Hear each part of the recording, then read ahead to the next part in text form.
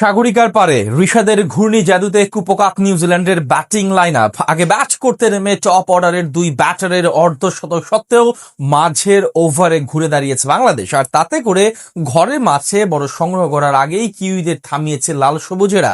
জবাবে ব্যাট করতে নেমে লড়াই চালিয়েছে টাইগার টপ অর্ডার। মাঝারি টার্গেটে লড়াই করছে চোখে চোখ রেখে।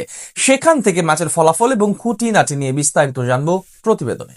ঘরের মাঠে এদিন টস ভাগ্যতা পক্ষে যায় বাংলাদেশের, তাই তো কন্ডিশনের সুবিধা নিতে মোটেই সময় ক্ষেপণ করেনি টাইগার দলনেতা লিটন কুমার দাস। সিদ্ধান্ত নেন আগে বল করার। যদিও কিছুটা বৈরী আবহাওয়ার সুযোগটা নিতে পারেনি টাইগার বোলাররা। শুরু থেকেই শরীফুল, সাকিব, রিপনদের উপর চড়াও হতে থাকে কিউই ব্যাটাররা। তবে ইনিংসের দ্বিতীয় ওভারে অবশ্য রবিনসনকে বিদায় করে স্বাগতিকেরা। দারুণ এক ডিরেক্ট থ্রোতে কিউই এই ব্যাটারকে প্যাভিলিয়নের রাস্তা দেখান তাওহিদ হৃদয়। এরপর টাইগার বোলারদের বেধড়ক পেটাতে থাকেন ডেন ক্লেভার ও ক্যাটন ক্লার্ক। পাওয়ার প্লেতে রানের ফুলঝুরি ফোটান এই দুই ব্যাটার, আর তাতে করে প্রথম 6 ওভার শেষে 1 উইকেট হারিয়ে 61 রান তোলে কিউইরা। পাওয়ার প্লের পরও ঝড় চালু রাখেন ক্লার্ক ও ক্লিভার জুটি। ইনিংসের 10ম ওভারে ঋষাদের বলে ক্লার্কের ক্যাচ মিস করেন সাইফ। পরের 2 বলে 2-4-এ ব্যক্তিগত অর্ধশতকে পৌঁছান ক্লেভার। যদিও 2-4 খাবার পর দারুণ কামব্যাক করেন ঋষাদ। এলবিডব্লিউর ফাঁদে ফেলে ফেরান ক্লেভারকে।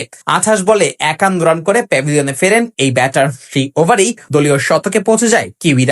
পরের ওভারে ক্যারিয়ারের প্রথম অর্ধশতকের দেখা পেয়েছেন ক্লার্কও, কিন্তু তিনিও শেষ পর্যন্ত ফিরে যান ঋষাদের ঘূর্ণির সাথে পেরে না ওঠায়। হৃদয়ের হাতে ক্যাচ তুলে দেওয়ার আগে তার ব্যাটে আসে 37 বলে 51 রান। টাইগারদের ক্রমাগত চাপে সুবিধা করতে পারেননি বেভন জ্যাকবস। সাকিবের বলে ঋষাদের হাতে ক্যাচ তুলে দেন এই ব্যাটার। এরপর নিক কেলি ও ডিন ফক্সক্রফট মিলে কিছুটা লড়াই করার চেষ্টা করেন, তবে মেহেদী হাসানের বলে বোল্ড হয়ে ফিরেছেন ফক্সক্রফটও। কেলিকে সাথে নিয়ে এরপর ঝড় তোলেন জশ ক্লার্কসন। দুজনে মিলে দলের রান নিতে থাকেন 200-র দিকে। তবে ইনিংসের 18তম ওভারে বিদায় নেন কেলি। শরীফুলের বলে তানজিম সাকিবের হাতে ক্যাচ তুলে দেওয়ার আগে কেলির ব্যাটে আসে 27 বলে 39 রান।